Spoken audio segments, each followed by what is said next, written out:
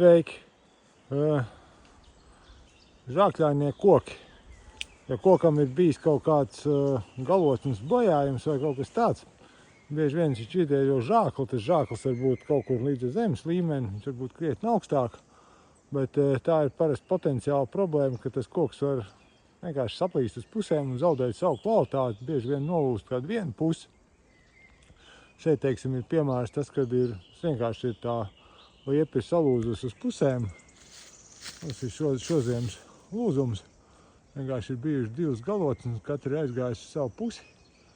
Būtībā, ja mēs runājam par zaļbaļķu kvalitāti, tad latē ir zudusi.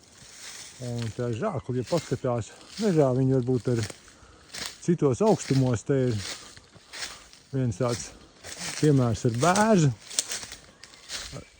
Augšā redzēt tāds pats žāklis bērzam, kā šitai te.